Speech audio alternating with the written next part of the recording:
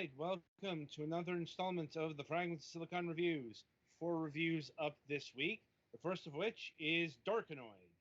Um, so, if that name sounds familiar, it is a riff on Arkanoid.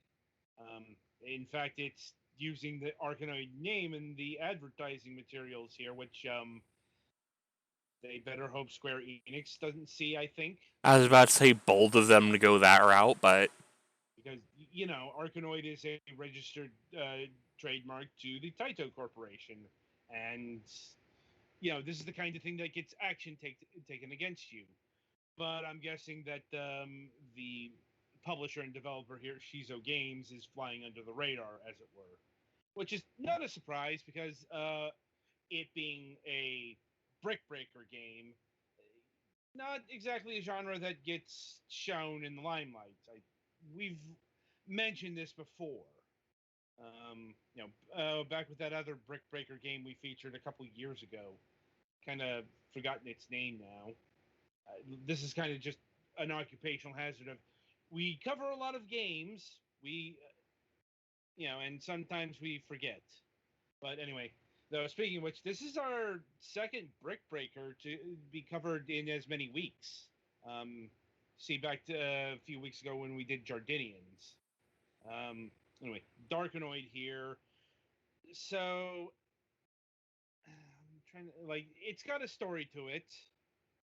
Mind you, Arkanoid actually had a story to it. And actually, Darkanoid's story is pretty close to Arkanoid in that you have to go into a black hole zone. It's just here you're like delivering supplies.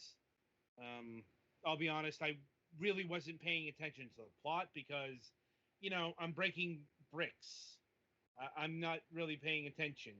Although even technically, like Breakout apparently had a plot. You might not have known that, but the breakout that you're doing in Breakout is breaking out of prison apparently, if the Atari 2600 box art is to be believed. But though, in spite of the name riffing on Arkanoid, uh, you might notice that the orientation here is a bit different because Arkanoid is vertically oriented. This is horizontally oriented, which brings to mind a brick breaker game called Shatter. I don't know if anyone else here played that. I think I have. I mean, it was a fairly early PlayStation 3 game, which later got ported to PC. It's among one of the. It's probably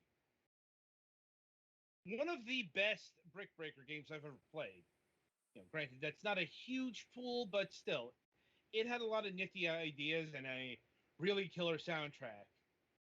This game, not quite as ambitious, but it does bring some new ideas to the fore. Or at least ideas that aren't commonly seen. I think its best idea is the fireball, or at least the heated ball, because there's kind of like two versions of this. One is a power up.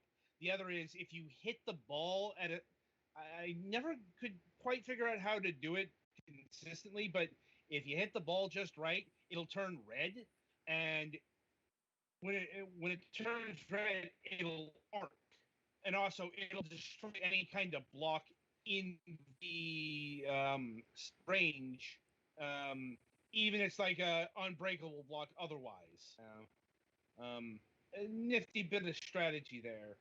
Uh, I guess the other innovation here is, I guess for lack of a better term, a bit of tedium.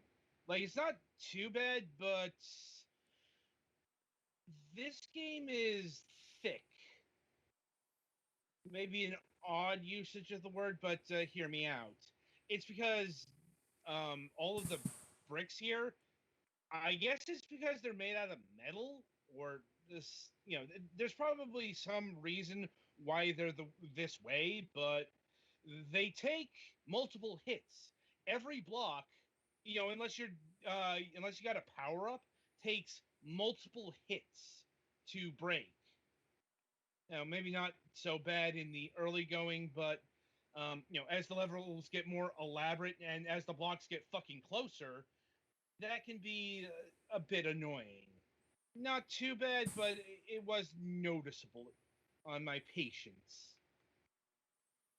You know, that being said, yeah, it's got the solid fundamentals of a brick breaker game. You know, it's like I, I'm, you know, you move the paddle, you hit the ball, you make sure to calculate for the angles. You know, be sure to compensate for that last bounce that will more often than not screw you over. Um, and there's still a few other tricks going on in this game. You've got a shield which will protect you from projectiles, um, because very quickly they will you will have an obstacle to get past in the form of cannons, space cannons that will shoot at you, and for some reason have shields that flicker on and off. I don't know why they did this. Um, you can break the shield if you've got the fireball going, but otherwise, like, and there's no real rhyme or reason behind it. It just kind of switches on and off, and yeah, it makes things that much more annoying. Um, and as far as power ups go, they're pretty typical. You know, multi ball, laser. There's cro- the cross bomb, which sends out like four fireballs out in a cross shape. You know, that kind of thing. It's all fairly standard. I I, will say one thing with the multi ball. This is one of the few games that the multi balls can't hit each other and change directions. yeah, that is a bit strange.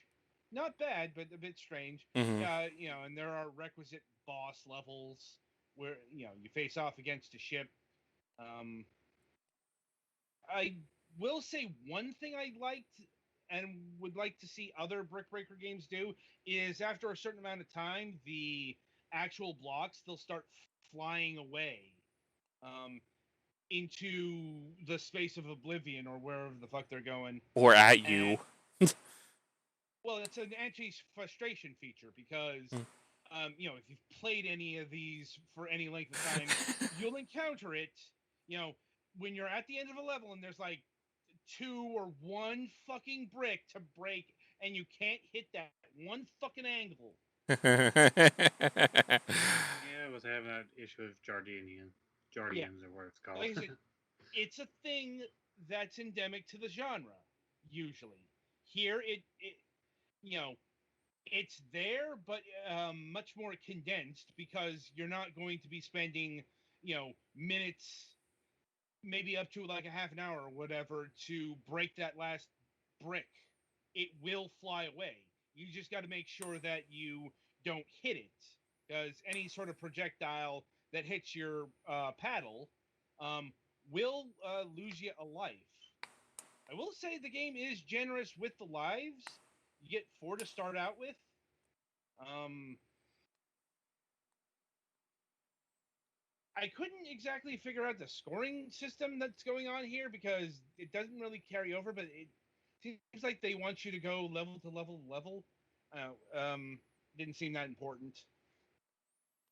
Yeah, especially Yeah, I didn't see an online thing, so points yeah, are just points. yeah. And in terms of content here, it's got 40 levels, split over 10 segments for an area. It's basically like four worlds, and that is classic mode, three difficulties. There is an endless mode as well, which I think you could figure out how that plays out. So it's got a decent amount of content, and coming down on pricing, it's very modest at $3, and very easy recommendation at $3. In fact, I think they're undercharging a bit here. I could easily recommend this at like 5. Um, Hmm. so, like I said, it's not amazing. Um, it's not the modern revolution that they may be promising here, but it's a solid enough brick breaker game. Granted, it's kind of hard to screw these up, But Mm-hmm. you can screw these up. See, a couple years ago with that super hyper intergalactic Pong thing. Oh that God! Yeah, that was. How do you fuck up Pong? They found ways. And it hurt you. It hurt you. Yeah. Like, believe me, I remember you're complaining about it. I remember it too. So, like I said, this is a fine game. Like I said, I wouldn't recommend it above, say, Shatter, but you won't do any wrong here either. So, be sure to pick it up. Like I said, it's $3. Like this is an amazing game for $3, quite honestly. So, yeah, so any other comments about Darkanoid here? Not that I can think of. All right, so that'll about do it for this game. Be sure to tune in after the break as the Galax will tackle the Siege of Avalon Anthology.